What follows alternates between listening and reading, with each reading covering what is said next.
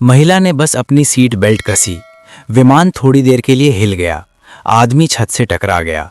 फिर खिड़की टूट गई। विमान ने उड़ान भरी। आदमी बाहर खींच लिया गया। युवक महिला के पैर पकड़ने के लिए जल्दी में था। इससे एक जान बच गई, लेकिन वो 2 सेकंड से भी कम समय के लिए खुश था। उसे फिर से किसी और ने पकड़ लिया। उसे काट भी लिया गया। बचने के लिए उसने जियाओमी की गर्दन पर चुटकी काटी। एक महत्वपूर्ण क्षण में जियाओमी ने कांटा उठाया, उसे काटा और उसे युवक की पीठ पर घोंप दिया। दोनों को बाहर निकाल लिया गया। जियाओमी ने बस जाने दिया। अगले ही पल विमान समुद्र में गिर गया। जियाओमी सीट बेल्ट खोलना चाहती थी, लेकिन ये समुद्र के पानी में डूबा हुआ था। वो इसे खोलने के लिए लंबे समय तक उड़ती रही, लेकिन चारों ओर समुद्र का पानी था। जाने के लिए कोई जगह नहीं थी। जब वो फिर से जागी, उसने खुद को समुद्र तट पर पाया। उसने चारों ओर देखा। ये एक छोटा सा द्वीप निकला। उसने वहां बहुत देर तक खोज की। उसने अपने सामने किसी को पाया। वो दौड़ी और देखा, ये कंपनी का सीईओ दाजुआंग था। लेकिन कोई फर्क नहीं पड़ता कि उसने उसे कैसे पुकारा, वो जाग नहीं सका। ये पता चला कि दाजुआंग का पैर घायल हो गया था। जियाओमी ने उसे नारियल के पेड़ के नीचे खींच लिया। उसने कुछ पत्ते काटे। उसने दाजुआंग को सूखने से बचाने के लिए एक साधारण शेड बनाया। फिर उसने एक गड्ढा खोदा। उसने ऊपर पत्ते और नीचे नारियल के गोले रखे। अगले दिन उसने 4 कटोरे उठाए। जियाओमी ने इसे उठाया और कुछ घूंट पी लिया। इस समय दाजुआंग आखिरकार जाग गया। जियाओमी ने उसे थोड़ा पानी पिलाया। चूंकि जियाओमी अक्सर जंगल में उत्तरजीविता शो देखता है, उसने जलाऊ लकड़ी इकट्ठा करने की विधि से तिनके जलाए। जब उसने दाजुआंग को खिलाया तो उसे घृणा हुई। जियाओमी गांव फुशुआई के साथ अकेले रहने के लिए बहुत उत्साहित थी। अप्रत्याशित रूप से दाजुआंग ने जोर दिया कि आप मेरे लिए अपनी जान जोखिम में डाल रहे हैं। मेरी देखभाल करना आपकी जिम्मेदारी है। जियाओमी ये सुनकर बहुत गुस्सा हुई। वो चुपचाप खाना लेकर चली गई। पूरे दिन दाजुआंग पानी में डूबती रही। उसे इतनी भूख लगी थी कि उसे चक्कर आ रहे थे। उसके होंठ सफ़ेद हो गए थे। रात में तेज हवा चली। हवा ने खाना उड़ा दिया। अगले दिन धूप में वो अंततः इसे बर्दाश्त नहीं कर सकी। वो ज़मीन पर लेट गई और हिली नहीं। जियाओमी मजबूत थी। उसने प्यार से उसे कुछ पानी पिलाया। दाजुआंग केवल क्षमा की भीख मांग सकती थी और उसने पहले जो कहा था उसके लिए माफ़ी मांगी। जियाओमी ने फिर से दाजुआंग का ख्याल रखा। अगले दिन जब वो भोजन की तलाश में थी, कई पैरों के निशान अचानक जमीन पर दिखाई दिए। एक जंगली सुअर ने उसे जमीन पर गिरा दिया, लेकिन जंगली सुअर उसे जाने नहीं देना चाहता था। जियाओमी चढ़ गया, पर चढ़कर चिल्लाई। लंबे बाल जंगली सुअर की पीठ में चुभ गए। जंगली सुअर पागल हो गया। एक मोर तेजी से आया। जियाओमी ने एक लकड़ी की छड़ी उठाई। जंगली सुअर ने उसे मारा। इसलिए जियाओमी हर रात एक भुना हुआ हिरन खाती थी। इसका स्वाद बहुत अच्छा था। अगले दिन जब जियाओमी खाना ढूंढ रही थी, तो उसे अचानक एक यॉट दिखाई दिया। वो जोर से चिल्लाई, लेकिन रुक गई। वो चुपचाप पेड़ के पीछे छिप गई, क्योंकि उसे दाजुआंग के साथ 2 लोगों की दुनिया की आदत थी। लेकिन जब वो वापस गई तो दाजुआंग ने कहा, हमें एक बांस की नाव बनानी होगी और जितनी जल्दी हो सके यहां से निकलना होगा। जियाओमी ने कहा कि बांस की नाव समुद्र पार ही नहीं कर सकती। दोनों में झगड़ा हो गया। दाजुआंग अकेले रहना चाहती थी। वो एक घर बनाना चाहती थी, लेकिन उसे एक जवान मालिक की जिंदगी की आदत थी। वो रस्सी भी नहीं बांध सकती थी। वो आग जलाना चाहती थी। अचानक इसमें बहुत समय लगा। आग नहीं जली। जब बारिश हुई तो वो थोड़ा बारिश का पानी लाना चाहती थी, लेकिन बारिश खत्म हो चुकी थी और अभी काम खत्म नहीं हुआ था। उसे इतनी भूख लगी थी कि उसने कीड़ा देखा। वो खुशी से दौड़ी। उसने कीड़ा उठाया और अपने मुंह में डाल लिया। उसका स्वाद खट्टा था।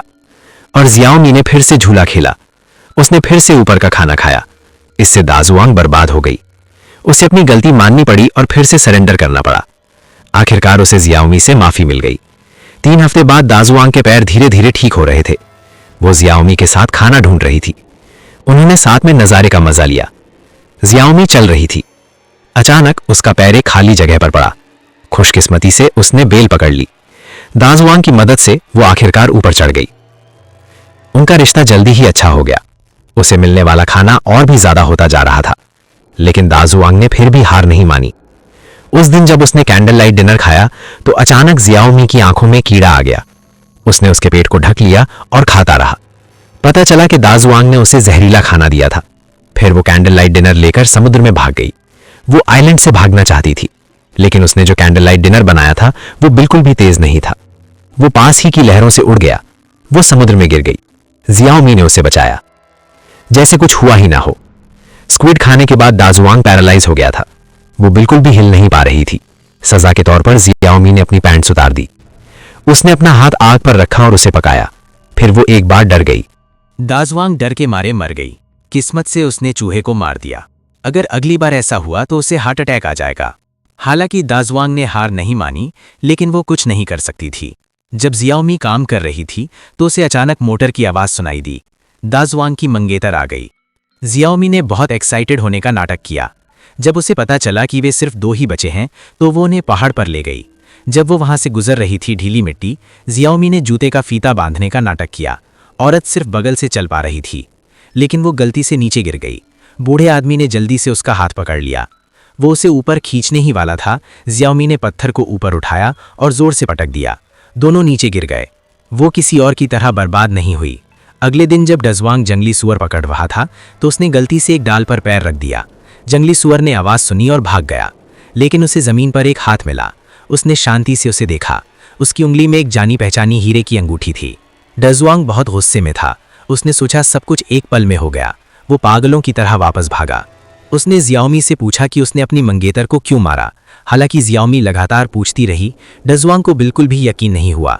जियाओमी एक खंजर लेना चाहता था। अचानक खंजर दाजुआंग के हाथ में आ गिरा। दाजुआंग डर गया, इसलिए वो मुड़ा और भाग गया। दाजुआंग उसका पीछा करता रहा। वो पेड़ के नीचे आया और उसे सिर्फ एक जोड़ी जूते दिखे। फिर उसका गला घोट दिया गया। खंजर जमीन पर गिर गया। दाजुआंग पेड़ से टकराया।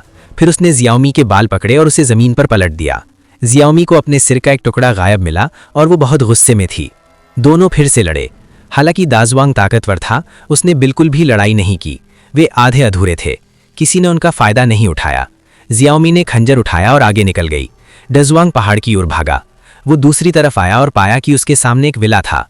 दाजुआंग उत्साहित होकर दौड़ा, लेकिन उसने पाया कि घर में कोई नहीं था। उसने बस एक घूंट पानी पिया और लाइट चली गई। फिर जियाओमी की आवाज आई। पता चला कि उसे ये आइलैंड पहले ही मिल चुका था। उसने देखा कि कोई यहाँ चीजें हिला रहा है। पासवर्ड मिलने के बाद उसने इस जगह को अपनी नो मैन्स लैंड बना लिया और उसने खंजर ले लिया। फिर जियाओमी ने भाला लिया और उसे मारा। दाजुआंग जमीन पर घुटनों के बल बैठ गया और माफी मांगता रहा। उसने कहा कि उसे पता था कि वो गलत था। उसने कंफर्म किया कि जियाओमी ने ध्यान नहीं दिया। उसने अपने दांतों से उसकी बाह खरोची और उसे भाले से मारा।